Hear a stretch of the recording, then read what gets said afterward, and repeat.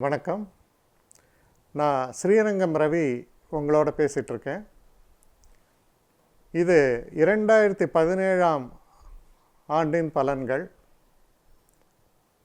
நமக்கு இப்போ இங்கிலீஷ் வருஷன் தான் ரொம்ப முக்கியம்.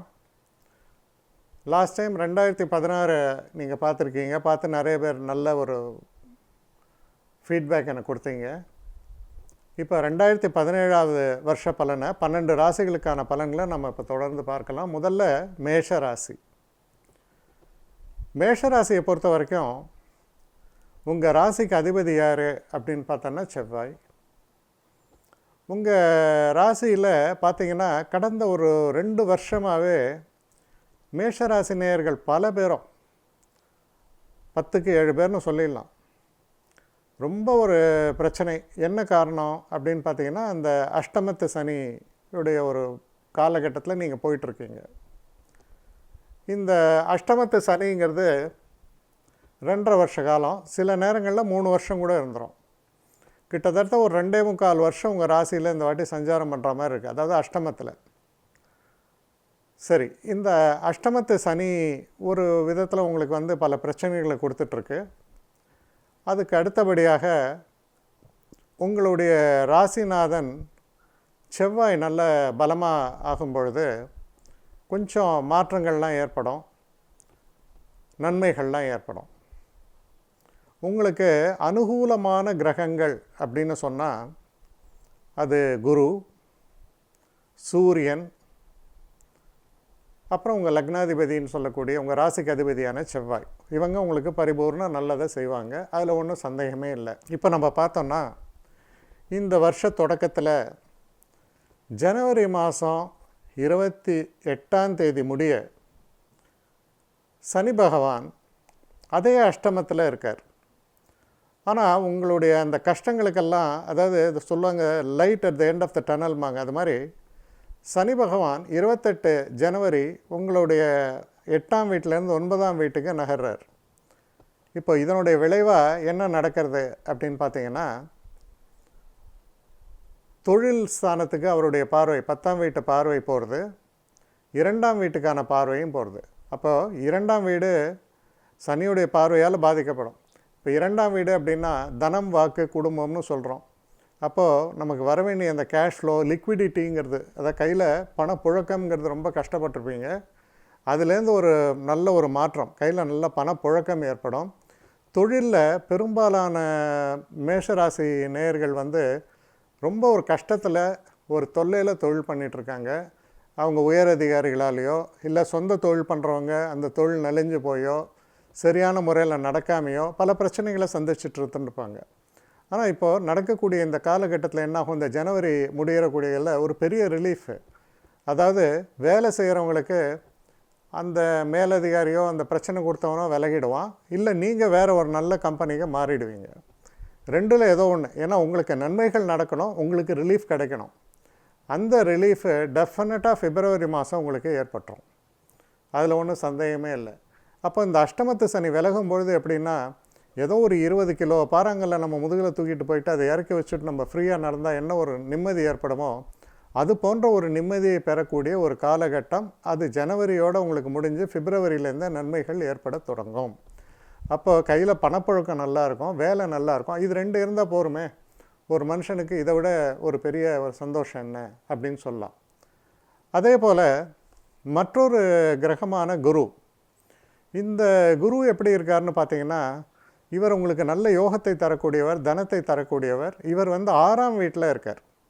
இந்த குரு 6ஆம் வீட்டில் இருந்தாலும் அவருடைய பார்வைக்கு ஒரு மரியாதை உண்டு. அவர் 2ஆம் இடத்தை பார்க்கிறார். அதோட 12ஆம் இடம், 12ஆம் இடம்ங்கிறது விரயம், 2ஆம் இடம் அப்படிங்கிறது தன வரவு. அப்போ விரயம் குறைவு, தன வரவு அதிகம். அப்போ ஓரளவுக்கு பேலன்ஸ் ஆகுது, எல்லாமே ரொம்ப ஒரு நிம்மதி பெருமூச்சு விடக்கூடிய ஒரு காலகட்டமாக இருக்குது. இருந்தாலும் 6ஆம் இடத்தில் இருக்கக்கூடிய குரு அவ்வளோ சிறப்புன்னு உங்களுக்கு சொல்ல முடியாது. இருந்தாலும் அது ஓரளவுக்கு நன்மை தான். இப்போது உங்கள் ராசியாதிபதி என்ன ஆகிறார் அப்படின்னு பார்த்தா, இந்த ஜனவரி மாதத்தில் அவர் போகக்கூடிய இடம் 10ஆம் இடமான மகரம், அதுக்கப்புறம் பெயர்ச்சி 11ஆம் இடமான கும்பம். அப்போ ராசியாதிபதி வலுப்பெறும் பொழுது என்னென்னா, பல நாட்கள் இருந்த கஷ்டங்கள் எல்லாமே உங்களுக்கு விலக போகிறது.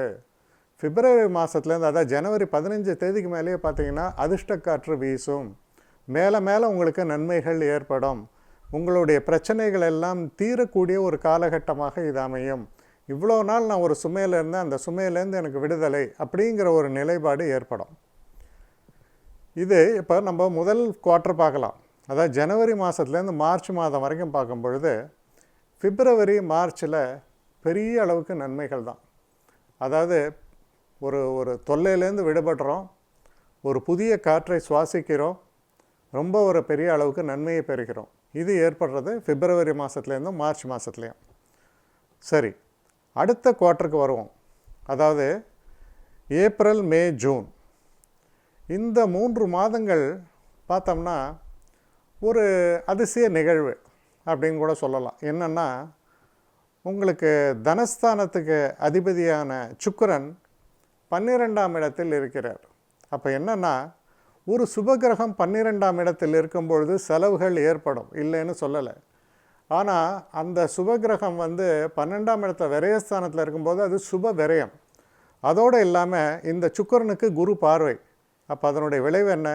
நீண்ட நாள் திருமணமாகாமல் இருக்கவங்களுக்கு திருமணம் நடக்கிறது, வீட்டில் பலவிதமான சுபகாரியங்கள் நடப்பது, மேலே மேலே நிறைய நன்மைகள் நடப்பது. அதே போல் உங்களுக்கு இன்னும் குறிப்பாக சொல்லப்போனால், இந்த காதல் போன்ற விஷயங்கள்லாம் இருந்தவங்களுக்கு அந்த இடம் வெற்றி அடைவது, இது போன்ற பலவிதமான நன்மைகளை தரக்கூடியது. அதற்கு அடுத்தபடியாக தொழில் முனைய வேண்டும் என்று நினைத்திருப்பீர்கள். ஏதாவது ஒரு புதுசாக தொழில் ஆரம்பிக்கலாம் அப்படின்லாம் நினச்சிட்ருக்கிறவங்களுக்கு, இளைஞர்களுக்கு அந்த தொழில் தொடங்குவதற்கான வாய்ப்புகள் இந்த ஏப்ரல், மே, ஜூன் இந்த மாதங்களில் ஏற்படும். எதனால் அப்படின்னு சொன்னால், கிட்டத்தட்ட ஏப்ரல் மாதம் 14 தேதி இன்றைக்கு பார்த்திங்கன்னா சூரியன் உச்சமடைகிறார். உங்களுடைய இதில் ராசியில் சூரியன் உச்சமடைகிறார். அது ரொம்ப சிறப்பான ஒரு அமைப்பாக அது அமையிறது. அதனால் பார்த்திங்கன்னா இந்த ஜனவரி 15க்கு மேல் ரொம்ப சந்தோஷம். ஏப்ரல் மாதத்திலிருந்து இன்னும் சிறப்பான மாற்றங்கள். இந்த மாற்றங்களில் 12ஆம் இடத்தில் இருக்கக்கூடிய சுக்கிரன் சுகபோகங்களை தருகிறார். சுகபோகங்கள் அப்படின்னா என்ன? உங்களுக்கு நல்ல வீட்டில் வசதிகளை பெருக்குவது, புதுசாக வண்டி வாகனங்கள் வாங்குவது, சில நல்ல செலவுகள். அதே மாதிரி அயல்நாடுக்கு போகணும் அப்படின்னு நினச்சிட்ருக்கவங்க அந்த அயல்நாடு பயணத்திற்கான ஒரு வாய்ப்புகள் ஏற்படும். குறிப்பாக ஸ்டூடெண்ட்ஸு ஹையர் எஜுகேஷனுக்காக வெளிநாட்டுக்கு போகணுன்ற ஒரு எண்ணங்கள் இருக்கலாம். அதெல்லாம் பலிதமாகக்கூடிய ஒரு காலகட்டமாக இது அமையிறது. அப்போது ஆகக்கூடி இந்த முதல் 6 மாதத்தில் ஜனவரி மாதம் மிடில் ஆரம்பித்து ஜூன் மாதம் வரைக்கும் ரொம்ப அற்புதமான ஒரு நிலை தான் உங்களுக்கு இருக்கிறது. சந்தோஷத்தை தரக்கூடிய ஒரு நிலையாக அது அமைகிறது. அடுத்து இந்த 3வது குவார்ட்டர்னு சொல்கிறோம் இல்லையா, அதாவது ஜூலை, ஆகஸ்ட், செப்டம்பர், இந்த 3 மாதங்களுடைய நிலை என்ன அப்படின்னு பார்க்கலாம்.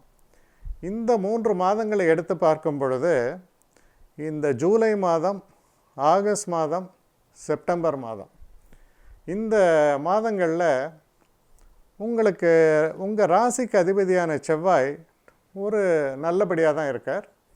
அதே போல் சுக்கிரன் உங்களுக்கு ஜூன் மாதத்துலேருந்து உங்கள் ராசிக்கு வருகிறார், அப்புறம் 2ஆம் இடத்திற்கு வருகிறார். அதாவது என்னென்னா, படிப்படியாக தனம் விருத்தியாகும். அதாவது ஒரு இன்க்ரிமெண்ட் கிடைக்கிறது, இல்லை செய்கிற தொழிலில் லாபங்கள் அதிகமாக கிடைப்பது, திருமணம் போன்ற சுபகாரியங்கள் நடப்பது, உறவினர்களுக்குள்ளே இருந்த அந்த ஒரு வேற்றுமைகள்லாம் மறைந்து ஒற்றுமை ஏற்படுவது, இப்படி உங்களுடைய நிலை உயர்த்தக்கூடிய அளவுக்கு நல்ல சிறப்புகளை கொண்ட ஒரு காலகட்டமாக இது அமையும். அப்போது இந்த 3வது குவார்ட்டர்னு சொல்லக்கூடிய அந்த இடமும் ரொம்ப சிறப்பாக உங்களை பொறுத்தவரையில் அமைகிறது. இப்போது சனி பகவானை பொறுத்தவரையில் இவர் ஒரு தற்காலிகமான ஒரு பயிற்சி. அதாவது என்னென்னா, ஜூன் மாதம் முடிந்த பிறகு இந்த சனி பகவான் ஒரு ரெட்ரோகிரேட் மோஷன்னு சொல்லுவோம், அதாவது ரிவர்ஸ் மோஷனில் வரக்கூடிய ஒரு தன்மை. அப்போ இந்த ஜூன் மாதத்தில் முடிஞ்ச உடனே என்னாருது, ஜூலை மாதத்துலேருந்து அவர் இருக்கக்கூடிய இடம் திரும்பவும் அஷ்டமத்துக்கு வருகிறார். இந்த அஷ்டமத்தில் அவர் இருக்கக்கூடிய காலகட்டம் ஜூலை, ஆகஸ்ட், செப்டம்பர், அக்டோபர். இந்த 4 மாதங்கள் இவர் அஷ்டமத்தில் சஞ்சாரம் செய்வார். அப்போ என்ன, திரும்ப பிரச்சனையா? ஓரளவுக்கு பிரச்சனை தான். என்ன பிரச்சனை அப்படின்னு சொன்னால், தொடர்ந்து சனி பகவான் அஷ்டமத்தில் இருக்கும்பொழுது வரக்கூடிய அந்த அளவுக்கு ஒரு பிரச்சனை இல்லாட்டா கூட என்னாகும், நீங்கள் செய்யக்கூடிய தொழில்லையோ இல்லை உங்களுடைய உடல்நிலை சம்பந்தப்பட்ட விஷயங்கள்லையோ இல்லை சில அனாவசிய செலவுகள் ஏற்படக்கூடிய ஒரு தன்மையிலேயோ சில பாதிப்புகள் ஏற்படும் அப்படின்னு சொல்லலாம். இது ஒரு 4 மாதங்களுக்கு இருக்கக்கூடிய தன்மை. இது ஒரு பெரிய அளவு பாதிப்பை ஏற்படுத்தாது. என்ன காரணம்னா, பெரும்பாலும் வக்கரத்தில் இருக்கக்கூடிய சனி பெரிய அளவு பாதிப்புகளை தரமாட்டார்.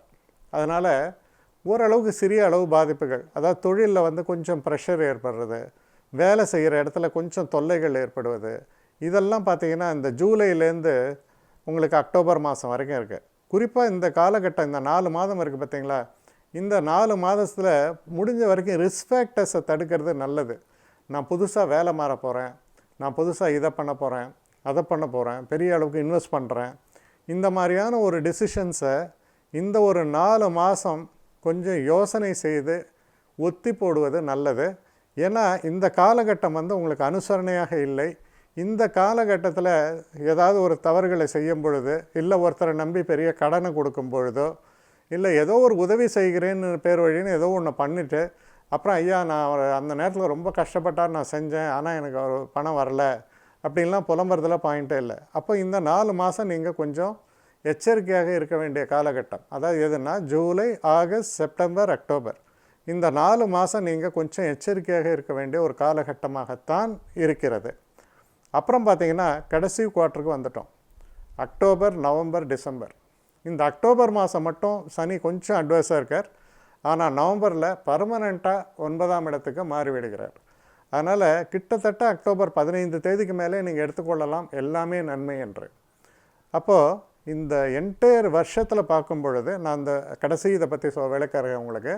ஆனால் இந்த என்டையர் இயர்ஸில் பார்க்கும்பொழுது கொஞ்சம் நெருடலான ஒரு காலகட்டம் அப்படின்னு சொன்னால் அது ஜூலை, ஆகஸ்ட், செப்டம்பர், அக்டோபர் 15 தேதி எடுத்துங்க. இந்த ஒரு 3 மாதம்தான் கொஞ்சம் நெருடலான ஒரு காலகட்டமாக இருக்கும். திரும்ப நல்லாயிடும் எல்லாமே. கடைசி 3 மாதங்கள் ரொம்ப சிறப்பான மாதங்களாக நீங்கள் எடுத்துக்கொள்ளலாம். இந்த காலகட்டத்தில் ரொம்ப பெரிய ஒரு நன்மை ஒன்று உங்களுக்கு ஏற்படுறது. அதாவது செப்டம்பர் மாதம் 14ஆம் தேதி என்ன நடக்கிறதுன்னு பார்த்திங்கன்னா, குரு பயிற்சி ஏற்படுகிறது. இந்த குரு பயிற்சி செப்டம்பர் மாதம் 14ஆம் தேதி ஏற்படுவதால் கிட்டத்தட்ட அக்டோபர், நவம்பர், டிசம்பரில் 7ஆம் வீட்டில் அல்லவா குரு சஞ்சரிக்கிறார். 7 குரு சஞ்சரிக்கும் பொழுது என்ன, வயசானவங்க, உடம்பு முடியாமல் இருக்கிறவங்க எல்லாருக்கும் உடம்பு நல்லா இருது, ரொம்ப சிறப்பாக திரும்ப நீங்கள் ஃபங்க்ஷன் பண்ண ஆரம்பிக்கிறீங்க, உங்களுக்கு எனர்ஜி கூடுதலாக இருது. உங்களுடைய 7ஆம் இடத்திலிருந்து அவர் பார்க்கக்கூடிய இடம் உங்களுடைய ராசி 11ஆம் வீடு, 3ஆம் வீடு. இதெல்லாம் ரொம்ப இம்பார்ட்டண்ட். அப்போ தைரியமாக டிசிஷன் எடுக்கிறது எல்லாமே. அப்போ அக்டோபர், நவம்பர், டிசம்பர் பரிபூர்ணமாக நன்றாகத்தான் இருக்கிறது. இந்த 3 மாதம் கொஞ்சம் ஜாக்கிரதையாக இருந்தீங்கன்னா போகிறோம். இதற்கு இடையில் ஆகஸ்ட் மாதம் 21 தேதி வாக்கில் ராகு கேது பயிற்சியும் நடக்கிறது. இந்த ராகு கேது பயிற்சி எப்படி இருக்குன்னு பார்த்தீங்கன்னா, 4ஆம் வீட்டுக்கு ராகுவும் 10ஆம் வீட்டில் கேதுவும் வரும். இது உங்களுக்கு நல்ல ஒரு ஜாப் சேஞ்சஸ் தரக்கூடிய ஒரு விஷயம். அப்போது அதோடய எஃபெக்ட் எப்போ வரும், அதுவும் அக்டோபர், நவம்பர், டிசம்பரில் வரும். ஏன்னா குரு மாறியவுடன் அதோடைய நல்ல எஃபெக்ட்ஸ் வரும். இப்போது ஒரு விஷயம் உங்களுக்கு நல்லா சொல்லலாம். இந்த வருஷத்தை சம பண்ணி பார்க்கும்பொழுது இது வரைக்கும் பிரச்சனை இருந்தவங்களுக்கு ஜனவரி மாதம் அதிலேருந்து விடுதலை.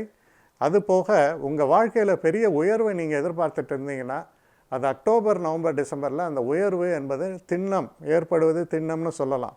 ஆகக்கூடி இந்த வருஷம் கொஞ்சம் கொஞ்சம் பிரச்சனைகள், ஒரு 3-4 மாதங்கள் இப்படி கொஞ்சம் பிரச்சனைகள் இருக்கலாம். மீதி காலகட்டம் ரொம்ப சிறப்பாகவே உங்களுக்கு அமையும்.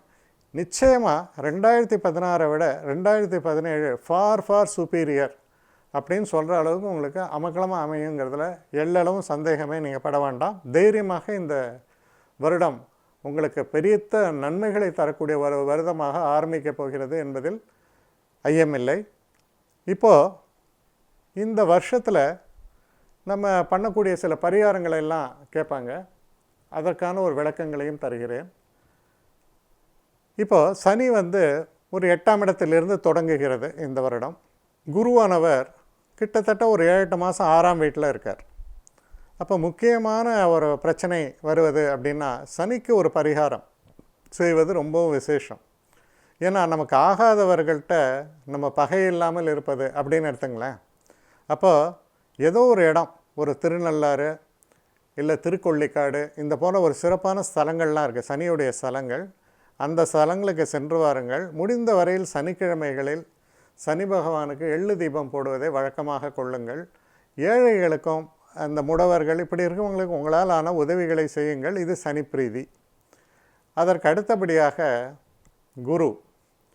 குரு என்னுடைய தன்மையை பார்க்கும் பொழுது கடன் வாங்குவதை முடிந்த வரையில் குறைத்து கொள்ளுங்கள். முதல் ஒரு 7-8 மாதத்தில் பெரிய கடன், நமக்கு அளவுக்கு மீறி நம்ம கடன் வாங்காமல் இருக்கிறது ரொம்ப நல்லது. இரண்டாவதாக, நீங்கள் திருச்செந்தூரில் போயிட்டு முருகனையும் தட்சிணாமூர்த்தியும் வழிபடும் பொழுது உங்களுக்கு இருக்கக்கூடிய பணப்பிரச்சனை என்பது வெகுவாக தீர்ந்து நன்மைகள் ஏற்படும். இது ரெண்டும் முக்கியமாக நீங்கள் மனசில் வச்சுங்க. வரப்போகிற வருஷம் உங்களுக்கு அருமையாக அமையும். வணக்கம்.